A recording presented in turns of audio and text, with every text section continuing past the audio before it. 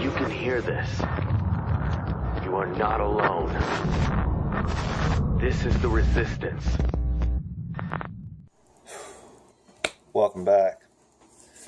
Now, the last video really got a lot of people off guard. I don't normally go that nonsensical.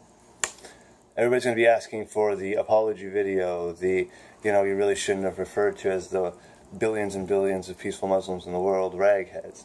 Well, of course you're not supposed to refer to them as that. That's kind of the point. That's why I use that term. This is the hardest part about doing what we do, being who we are. Within the Worldwide Resistance Network, you are obligated to quite legitimately represent the points of views of everybody that you interact with. This means sometimes you're going to see a lot of not so nice things purported by Muslims. A lot of that stuff, it's not reported out there by us in order for anybody to hate anybody. It's reported out there because it's important to see, it's important to know. If you have that, at least the footage, you at least see the things. If ever a narrative changes, if ever something crazy begins to take place, most of the time the first question we ask is, was there any warning signs? Could we have seen this coming before it happened?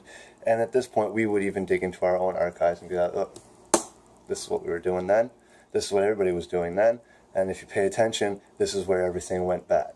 It's good to have historical record of everything. And I actually have to demonstrate that in some of my ludicrously harsh rants. Like I have to. When I start talking about Adolf Hitler and World War II, the topics and the amount of sensitivities that are required to talk about that subject is enormous. And staying true to the Worldwide Resistance Network's claim is that fuck sensitivity. We just get rid of the cushion. We're supposed to be the grown people, right? We're supposed to be the adults now. We are the ones that make the decisions. Sometimes we have to do these things without a safety net. And that is the point. So we can't be worried about people's sensitivities when we are illustrating things, especially as stated in the video prior and many videos before this. When we start talking about war and violence and blood, you have to make it real. You have to literally grab people by the heartstrings and piss them off and make sure that they are upset with you as you are presenting the information, because the information that is going to be required to be presented to the people, nothing of it is good to digest. Nothing. All you can do is demonstrate that it upsets you, and that once they finish doing their own research, they realize exactly how and why it began to upset you. Because a lot of people don't understand the mission right now. The mission is huge. Okay, we're about to realize and notice things. When we examine the facts, we examine historical narratives, we examine religious truths that are found in all of these religions and why they are actually fighting. When we make a point to really look into this stuff, unfortunately for the common man, and I know why, that they would like us to be a little bit more dumb, naive, and stupid about the situations. I get it. Because they don't really want the common man, such as myself, for instance, to present a platform and a narrative that would actually literally become revolutionary in nature, right? Like, if you guys actually believed me and stood behind me in the way people have stood behind Martin Luther King and JFK and things like that, my God, I would be in a huge amount of risk because I would have such a following. So it's important to not create that. As much as we need that, this is not what we want at this time. Creating that right now, it's being quite literally being too early, creates devastation, because now there's too many people that are literally not paying attention to the political landscape.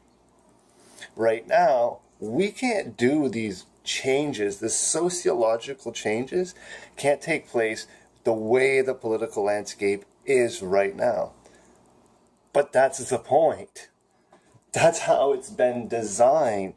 That's why you're entrapped. That's why most of us can't do anything for anybody right now. There's nothing anybody can do. The nations have pushed each other so far into this conflict arena now that if any one nation truly wanted to take a step back and say, holy shit, whoa, guys, fucking just hit the bong for a second because we're about to light the world on fire. Any one nation that chooses to do that, given the nature of the political landscape right now, it'll be signaled as a form of weakness. And then if within that nation it chose to, very much like the Renaissance times, it chose to rebuild itself. It chose to not approach certain things a certain way. If at any point a nation really did a national overhaul of their political structure, right now, if it was done now, it'd be revered to as a sign, not only a sign of weakness, but it'd be the opening. It would be the opening for any other nation to come in and truly stir the pot. Sometimes stirring the pot is what we need to do to each other. That's just how it is. That's why when we take in immigration, and some people are for, some people are against, and yet the immigrants that kind of show up just kind of be like, hey, look, but they're for and against an immigrant that they don't even understand. They thought this was the kind of person that was immigrating. It truly was this kind of person that was immigrating. And this other kind of person that was immigrating, really all he wanted to do was be a contributing member of society. So if we're all worried about the person that snuck over here to hurt us, but this person is so marginalized, so very few of them are there, we're never really gonna get it right. We're never gonna look at somebody and be like, yep, you are the terrorist that came over and you're hiding, and now I got to put handcuffs on you and report it to the authorities. Because the number is so few, you won't be able to find them just like that. So if you can't find them just like that, stop fucking looking. That's the problem, right? This is how we propagate hate. This is why I prefer using legal system in a way of, if you hurt me, we will have to worry about that later. But I would want to see nobody held in bondage if no crime was committed. It's the true nature of a free country. Like, the one thing I do love about, the United States and Canada, when we say we're a free country, and then you look at our laws and our jails and stuff, I know, it doesn't look very free. But the truth is, you have the freedom to break every law ever written once. Whichever law it was written, doesn't matter what they wrote, you had the freedom to break that law once. Not one time for each and every law. No. Of all the laws, you better fucking pick your law. But whatever the law is, you have the freedom to break it once. You will be arrested, you will be prosecuted, and you will find yourself in bondage. You'll find yourself in jail. Yes. But you still have the freedom to break it, all the way up to and including murder. You can walk up to somebody right now and shoot them, and they're dead, and you've committed that crime, and you will be persecuted, caught, and all that stuff. But you have the freedom to break that law. In certain countries, they have fucking religious police and thought police, so much so that if they so much as think that you might do these things, you're already persecuted, already in jail. That's not a free country. I'm not saying that going out and killing people is good, but illustrating the fact that although we have a judicial court system that actually enforces a great rating of laws that really we wish they just didn't do because it hinders society more than it helps nowadays, if we could kind of fine-tune some of our laws and narrow that down and create a little bit more of a free lifestyle, that would be fun. But yes, we live in a free country. where you could break any law once. So, that was just a little sidebar here. I'm trying to illustrate that we're not just crazy, screaming nutcases. I do this often, where I line up big topics and I rage. And I rage out, and some people love it, some people hate it. The people that hate it use it as fuel to go and do something interesting on the internet. And those who love it just kind of sit back and are like, well, he just said everything I wanted to say, so now I got to go find a bigger topic. Or I have to correct them, because there's times where I say stupid shit. Like right now, I have to correct a statement. The last video, like 2-3 minutes in, I said World War II started on 9/11. That was obviously a stupid fucking mistake. I just picked it like this morning as I was checking to make sure the whole thing uploaded properly. And I was like, what do you mean World War II started on 9/11? God, you're a moron. You gotta fucking script your shit if you can't put your shit out properly, is what I started thinking about myself. But yes, the context was World War III had begun on 9/11. So why did I go so upset? Because that's what's out there. The amount of hatred that is available for me to use as material is surprising. I shouldn't have access to that much hatred. It should be more of a quote-unquote loving society, more understanding society, a little bit more tolerant society.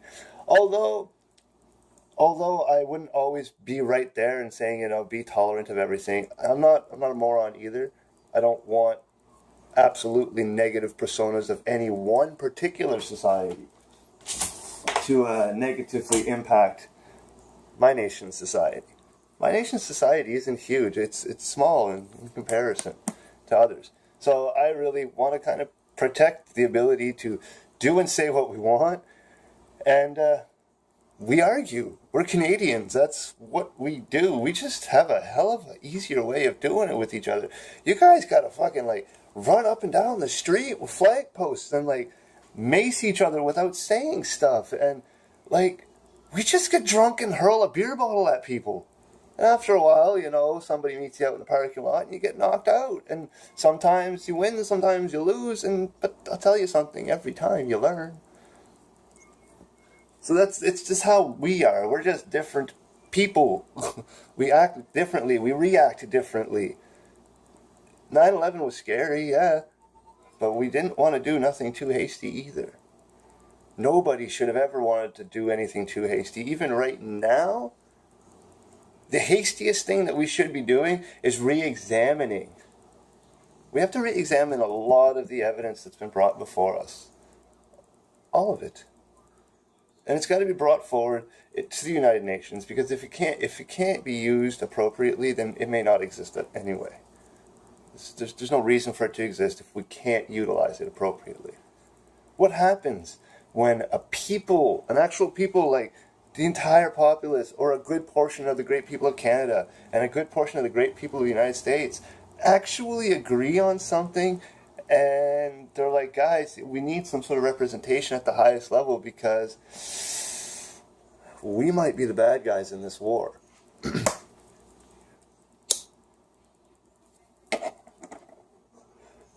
Germany just finished paying its World War I reparations in the early 2000s, if I'm not mistaken. It took them a long time to do that. And just forget the fact that they never should have had to in the first place, but whatever.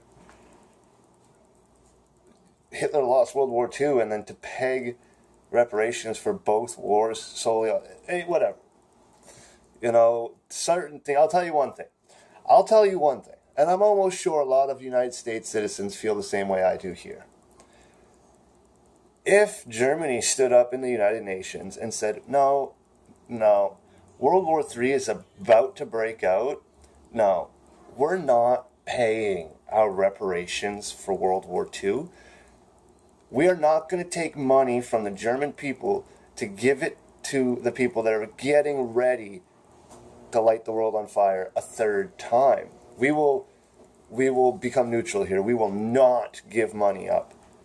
Because that's all they're going to do. Germany owes reparations still for the Second World War. It's free money to the globalists that just want to wage war. So Germany would have to look at them and say, no reparations for you. Look, you're telling us to learn our lesson, and you've learned nothing. So no reparations. And the truth is that if Germany looked at the United Nations and said, we are not paying reparations for World War II, I am not running to my recruitment office to jack up myself and put on some fucking boots and grab a gun and go out there and teach Germany a lesson because it doesn't want to pay its bills. And in reality, examining the political landscape that's happening all over the world right now and the nature of the conflicts that are taking place right now, I really can't say that any of the people found within the Allied forces really care right now. Because what's happening now with the monetary system and this fiat currency and all of these things that are taking place is literally making it so that whether or not an individual actually pays their bills is becoming a moot point because everybody's living in debt anyway. So if this is the reality that we've become accustomed to, why should we really be expecting Germany to pay its bills? We live in societies where nobody pays their fucking bills, so why would we even care if Germany did it? I don't think you would be able to amount the military might required to go back into Germany and get them all upset all over again just because they didn't pay World War II reparations. So that would be a good thing to do, would be just to get Germany to stop paying. You know? We should never, ever forget the whole, how did that go there? Boycott, divest, and sanction of Israeli products and Israeli goods until the war is over. The reason why that's being referred to as an anti-Semitic motion is because quite literally they're afraid, because not only are they scared of it because of what it entails, but they're scared of it because they know it works. That's the big thing, okay? Right before all the big world wars started, it was the Zionists that got together and did a national boycott against Germany. And it succeeded. It damn near, it crippled. It didn't damn near, it crippled Germany. Look at it today. It still owes money. So, look at it straight out like that. Just trying not to turn into the yelling madman, because I'm trying to illustrate that we can do these things with just speaking.